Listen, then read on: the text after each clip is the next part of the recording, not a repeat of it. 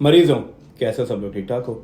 अच्छा, आज हम लोगों ने 3 फैक्टर्स के ऊपर बात करनी है। वो लोग जो कि अपना वेट गेन करना चाहते हैं, वो लोग जो अपना वेट लूज करना चाहते हैं, और वो लोग जो कुछ भी खा रहे होते हैं उनकी बॉडी को लग नहीं रहा होता। उन 3 लोगों के ऊपर आज हम लोगों ने बात करनी है।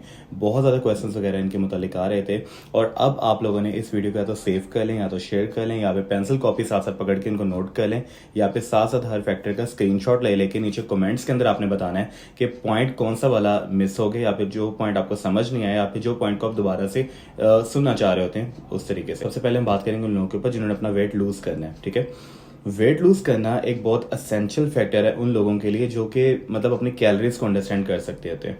ये मैं अपने शॉर्ट्स के अंदर भी काफ़ी दफ़ा बताया हुआ है कि काफ़ी ज़्यादा डिफरेंट गेम्स इन्वॉल्व होती हैं वेट को लूज करने के अंदर।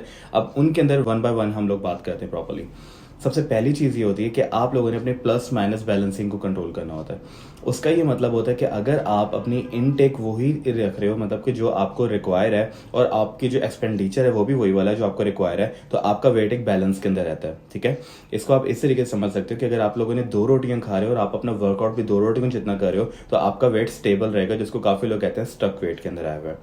नंबर 2, अगर आप लोगों का वेट प्लस माइनस बैलेंसिंग के ऊपर भी हम बात कर रहे हैं कि अगर आपका वेट आपने लूज करना है, तो आपको जो अपनी इनटेक होती है, फॉर एग्जांपल इनटेक आपकी 2 रोटियों जितनी है और आपकी जो एक्सपेंडिचर है वो 3 से 4 रोटियों जितना है, मतलब आपका वर्कआउट 3 से 4 रोटियों जितना हो रहा होता है, तो फिर क्या होता है कि आपका वेट लूज होना स्टार्ट हो जाता है। ठीक है, ये सिंपल फॉर्मूला होता है। हर किस्म का जो हाई परफॉर्मर एथलीट होता है, या फिर कोई भी, अगर आप अपनी मूवीज वगैरह के अंदर देखते हो, तो वो लोग भी यही वाले प्रिंसिपल को फॉलो कर रहे होते हैं। अगर आप लोगों ने अपना वेट गेन करना है, तो फिर आपको क्या करना पड़ेगा? आपको सिंपल ये चीज करनी है कि आपने जो अगर रोटियां 2-3 रोटियों जितना अगर आप इनटेक कर रहे हो, और अगर आपका 2 रोटियों जितना वर्कआउट है या फिर 1 रोटी जितना वर्कआउट है, तो वेट गेन होना शुरू हो जाएगा, चीजें आपकी बॉडी में रुकना शुरू हो जाती हैं। लेकिन इनसे सबसे बड़ा मसला आता है, जो कि हमारा पॉइंट 3 था, कि जिन लोगों को कुछ लग ही नहीं रहा होता, माएँ बहुत ज्यादा परेशान होती हैं उन बच्चों के लिए जो कि बहुत ज्यादा खाते भी हैं लेकिन उनको लग नहीं रहा होता। वो बहुत मतलब अच्छी खुराक खा रहे होते हैं, लेकिन वो बहुत ज्यादा अनेमिक रहना शुरू होते हैं। उनकी आंखें अगर आप यूं करके देखो, तो उनकी आंखों के नीचे ये जो पिंक स्पॉट्स होते हैं ये ज़्यादा नज़र आना शुरू होते हैं, whitish pink spots, red spot नहीं होते उनके। दूसरी बात ये होती है उनके फेस के ऊपर ना लाइंस आना शुरू हो जाती हैं। चौथी बात ये होती है कि उनके फेस के ऊपर पैच पड़ना शुरू हो जाते हैं। कि मैं उन लोगों की बात आपको बता रहा हूँ जो खाते हैं लेकिन उनको लग नहीं रहा होता। इसके कुछ सिम्टम होते हैं आपके फेस के ऊपर। अगर आप अपने 20s के अंदर हो, आप 20 साल से लेकर 30 साल के बीच के अंदर हो, तो आपकी फाइन लाइंस अगर आ रही होती हैं, तो इसका ये मतलब होता है कि आपकी बॉडी इस टाइम पे चिलेशन मांग रही है, आपकी बॉडी इस टाइम पे क्लींजिंग मांग रही है। स्किन खराब होना शुरू हो जाती है, डिसकलरेशन स्किन की हो जाती है, ड्यूल कलरेशन हो जाती है, डार्क स्पॉट्स पड़ना शुरू हो जाते हैं आंखों के नीचे, जिसको आप डार्क सर्कल कहते हो। और ये सिर्फ सोने ना सोने की वजह से नहीं होता, ये चीज होती है कि आपके इनएडिक्वेट न्यूट्रिएंट आपकी बॉडी को मिल रहे हैं, मतलब न्यूट्रिएंट की सप्लाई आपकी बॉडी तक वैसे नहीं पहुंच पा रही होती जैसे उसको पहुंचना चाहिए था। ठीक है, उसके बाद आता है कि आपके बाल गिरना शुरू हो जाते हैं।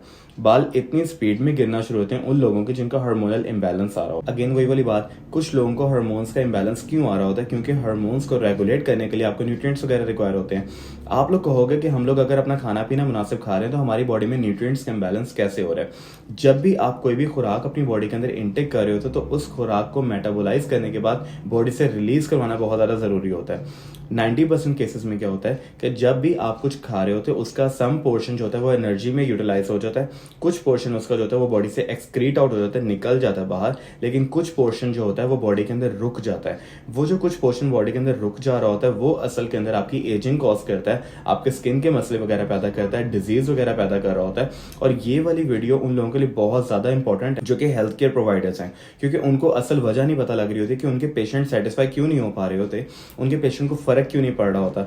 हर किस्म के प्रिकॉशंस उन्होंने फॉलो कर देते हैं, हर किस्म के डाइट प्लान वगैरह भी बना देते हैं, लेकिन उनके पेशेंट को फर्क नहीं पड़ रहा होता। उसकी सबसे बड़ी वजह ये होती है कि वो उस चीज को अंडरस्टैंड नहीं कर पाए कि उन्होंने बॉडी को चिलेट नहीं किया।